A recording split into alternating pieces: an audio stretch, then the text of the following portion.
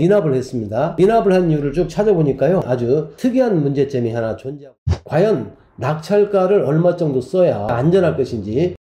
안녕하세요, 경매광장입니다. 오늘은 서울시 다세대 빌라 경매 사건을 하나 소개하고자 하는데요, 오늘 사건의 경우는 한번 미납을 했습니다. 근데 미납을 한 이유를 쭉 찾아보니까요, 아주 특이한 문제점이 하나 존재하고 있었습니다. 미납한 사람의 낙찰 금액을 보니까 선순위 임차 보증금과 거의 같은 금액이었습니다. 그러니까 다른 특별한 사유가 없다면 낙찰 금액 가지고 선순위 임차인이 충분히 배당을 받을 수 있었다라는 것이죠. 그런데 확인해 보니까요, 선순위 임차인보다도 먼저 배당을 받아갈 채권자가 하나 존재하고 있었습니다. 보통 선순위 임차인보다 먼저 배당받아갈 수 있는 채권자로서 임금채권이나 법정기일이 빠른 일반 조세 또는 당해세 등을 들 수 있는데요, 이 물건의 경우에는 그것과는 상관없이 토지에 설정된 저당권이었습니다. 그 저당권이 존재함으로 인해서 선순위 임차인이 매각대금을 배당받을 때 일부 후순위를 밀릴 수밖에 없었습니다. 자, 그러면 좀 더 세부적인 내용은 자료를 통해서 한번 확인해 보도록 하는데요, 중요한 핵심은 두 가지라고 봅니다. 총 낙찰가 중에서 선순위 임차인이 몇 프로 정도를 먼저 배당받을 수 있는지, 그에 따라서 적정 낙찰가는 어느 정도가 되어야 할 것인지 상세하게 알아보겠습니다.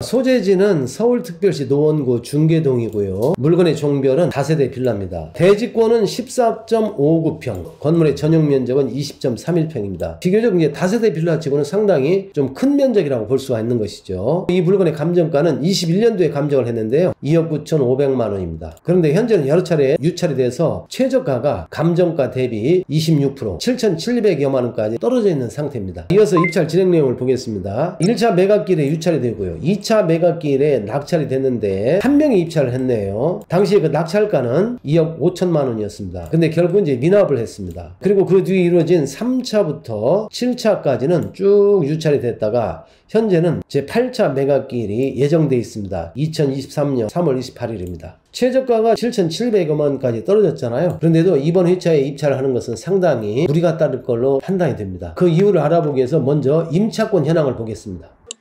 이 사건 임차인 현황을 정리한 자료인데요, 임차인 한 명으로 나타나 있습니다. 김지모 씨인데요, 전입일자가 2016년 12월 26일입니다. 그리고 확정일자는 그보다 며칠 빨리 받았네요. 2016년 12월 19일이고요. 배당 요구를 했습니다. 2021년 4월 26일인데 배당 요구 종기가 그 상단부에 나와 있는데요, 2021년 6월 24일입니다. 배당 요구는 배당 요구 종기 내에 적법하게 했다라고 보는 것이죠. 그리고 임차 보증금은 2억 5천만 원이고요. 대항력 유무와 관련해서는 대항력이 있습니다. 바로 그 위에 보면 말소 기준 권리 일자가 나오는데요, 2016년 12월 30일이잖아요. 이 날은 건물의 최선수의 전세권 설정 등을 한 날인데요, 전입신고는 그보다 빨리 이루어졌기 때문에 대항력 있는 선순위 임차인으로 취급이 되는 것이죠. 등기부 현황을 한번 볼까요? 혹시 인수되는 것이 있는지 확인해 보겠습니다. 첫 번째 항목에 소유권 보존 등기를 한 날이 나옵니다. 그 당시 박찬모 씨하고 노서모 씨가 공동 명의로 보존 등기를 했습니다. 그리고 그 아래 2016년 12월 30 근저당권 설정 등기를 했는데요, 이 근저당권이 말소 기준 권리에 해당이 됩니다. 근저당권자는 노원 새마을금고, 채권 취득액은 7억 8천만 원입니다. 그 아래 공유자들 지분에 대해서 감유가 여러 건 나오고요, 이 사건 임의경매 개시 결정 등기가 새마을금고의 신청으로 이루어지게 됩니다. 결국 이제 등기부에 나와 있는 내용을 보면 특이한 사항은 없고요, 매각이 되면 모두 소멸할 사항으로 나타나 있습니다. 그런데 여러분, 임차인 현황과 등기부상 현황을 쭉 한번 확인해 봤는데요, 현재 본 자료만 가지고 보면 앞에 미납한 사람이 2억 5천만 원의 낙찰을 받았잖아요. 그 금액 가지고 다른 특별한 사유가 없다면 임차인의 임차 보증금 2억 5천만 원 이 금액을 다 변제받는데 큰 문제는 없다. 물론 여기서 집행비용이 한 2,300만 원 정도는 빠져나가니까 그 부분만큼은 임차인이 미변제를 받고 낙찰자가 인수를 해야 되겠죠. 그러나 이제 그 금액은 그다지 이제 큰 금액이 아니라서 여기서 미납을 할 만큼 심각한 사유가 될 수가 없습니다. 그러면 이 경우에 앞에서 제가 낙찰대금 가지고 임차인이 배당을 다 못 받을 사유가 있다라고 했는데, 구체적으로 그 내용을 확인해 보기 위해서 건물등기부와 매각물건 명세서를 같이 보겠습니다.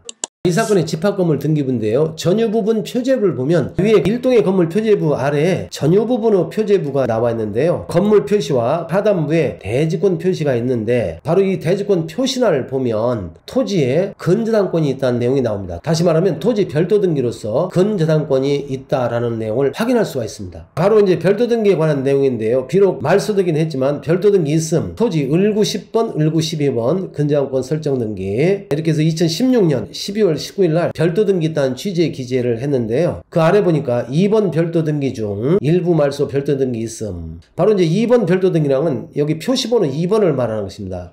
요 별도 등기 중 일부가 말소되고 일부는 남아있다, 이런 취지입니다. 바로 그 밑에 보면은 1토지 을구 10번 근저당권 설정 등기, 위에서는 1토지 을구 10번 을구 12번 근저당권 설정 등기가 있었는데 을구 12번 근저당권 등기는 현재 소멸되고 을구 10번 근저당권만 나타났다, 이런 취지입니다.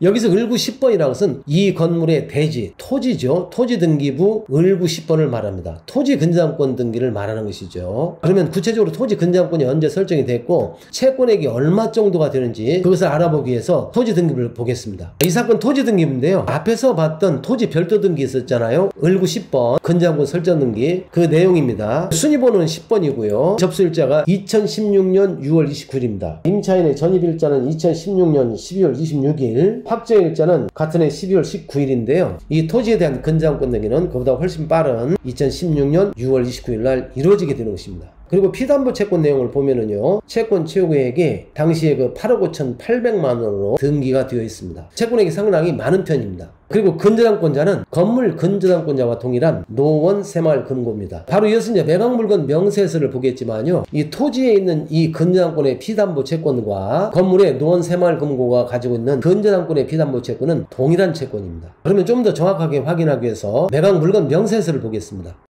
이 사건 매각물건 명세서인데요. 이 중에서 중요한 부분만 몇 가지 간추려서 보겠습니다. 먼저 최선순위 설정일자 2016년 12월 30 근저당권, 이것은 건물 근저당권을 말합니다. 그런데 그 아래 토지 2016년 6월 29일 근저당권이라고 지금 돼 있죠. 바로 방금 토지 등기부에서 확인했던 근저당권 등입니다. 이 사건 토지 별도 등기에 해당되는 것이죠. 그리고 하단부 비고란에 몇 가지 참고할 부분이 있는데요. 토지에 별도 등기 있으며 매각 목적물에 대한 근저당권과 같은 동일 채권임, 이렇게 되어 있습니다. 여기서 매각 목적물이라는 것은 이 사건 경매 대상 건물인 202호를 말하는 것입니다. 매각물건 명세서까지 확인해서 이 물건의 핵심적인 사항, 임차권과 그리고 토지 별도 등기에 관한 내용을 확인을 해봤습니다. 그러면 지금부터는 이 토지 별도 등기가 임차권의 배당에 어떤 영향을 미칠 것인지 그 부분에 대해서 좀 더 상세하게 알아보겠습니다. 방금 전에 봤던 이 사건 임차인 현황인데요. 보증금이 2억 5천만 원이었잖아요. 그리고 이 임차인이 선순이기 때문에 누군가 2억 5천만 원 이상으로 낙찰을 받게 되면 임차 보증금을 대부분 다 배당을 받고 따라서 낙찰자는 추가적으로 부담할 것이 없다, 이렇게 판단하기가 쉬운 사건인데요. 근데 방금 전에 봤지만 이 임차권의 확정일자보다도 앞서서 토지에 근저당권이 설정된 것을 우리가 확인한 바가 있습니다. 그러면 이 사건처럼 건물에 선순위 임차인이 있고 토지에는 선순위 임차인보다도 더 우선하는 근저당권이 있을 때 과연 배당을 할 때는 어떻게 해야 될 것인지 그 부분에 대해서 알아볼 건데요. 결론적으로 간단하게 정리하면 이렇습니다. 임차인의 경우는요, 여기 지금 확정일자는 2016년 12월 19일 날 받았지만 전입을 2016년 12월 26일 날 했습니다. 그러니까 그 다음 날인 12월 27일부터 대항력과 더불어서 우선 면제권이 생기는 거죠. 바로 그 우선 면제권을 기준해서 건물과 토지 매각 대금에 대해서 각각 우선 변제를 받을 수가 있는데요. 건물 부분에 대해서는 현재 임차인보다 선수인은 없습니다. 아까 등기부를 확인해 봤잖아요. 그런데 토지 부분에 대해서는 임차인보다도 더 빠른 토지 근저당권이 있었습니다. 이런 경우에 배당을 할 때는요, 건물 매각대금에 대해서는 선순위 임차인이 우선적으로 배당을 받을 수 있지만 토지 매각대금 부분에 대해서는 토지 별도 등기에 해당되는 그 근저당권이 우선적으로 변제를 받습니다. 그런데 아까 그 토지 근저당권의 채권 최고액이 얼마였습니까? 8억이 넘었습니다. 그래서 실제 채권액까지는 여기서 정확하게 확인이 불가능하지만은 결국은 토지 매각대금 부분에 대해서는 토지 근저당권자가 자신의 채권을 다 변제받을 수 있는 한도까지 먼저 배당을 받는 것이죠. 자, 그렇게 본다면 결국 이 사건 매각대금 중 토지 부분에 해당되는 매각대금이 있죠. 그 부분에 대해서는 임차인이 배당받지 못할 가능성이 매우 높습니다. 그러면 금액적으로 어떻게 차이가 나는지 그걸 한번 같이 확인해 볼까요? 종전에 미납을 하긴 했지만 입찰자가 2억 5천만 원 썼잖아요. 이걸 기준으로 해서 2억 5천만 원에 낙찰이 된다고 했을 때에는 임차인이 과연 얼마나 선순위로 배당을 받아갈 것인지 그 부분을 정확하게 파악하는 것이 중요한 것입니다.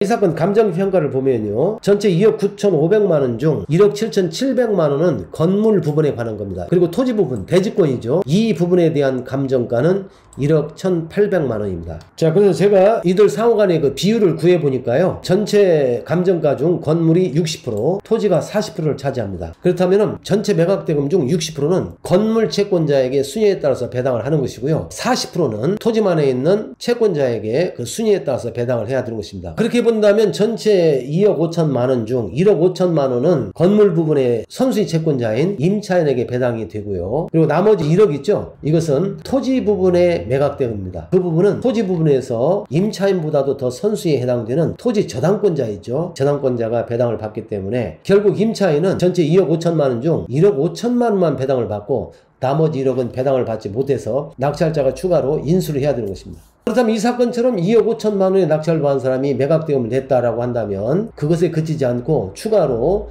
임차 보증금 1억을 더 인수를 해야 되기 때문에 결국 3억 5천만 원의 낙찰을 받는 것과 다를 바가 없다라는 것이죠. 결론적으로 이 물건의 경우에는 낙찰가가 아무리 떨어진다 하더라도 2억 5천만 원 이하로 받는 것은 현실적으로 매우 어렵다라고 판단이 되는 그런 물건입니다. 따라서 향후에도 토지 별도 등기가 있고 그 별도 등기가 근저당권 등기일 때는요. 그 근저당권이 인수되느냐 소멸하느냐 이거에 그치지 말고 그것 때문에 선순위 임차 보증금을 낙찰자가 추가로 얼마나 인수하게 될 것인지 그런 부분들에 대한 배당 문제까지도 정확하게 확인하고 입찰을 하는 것이 안전하다고 봅니다.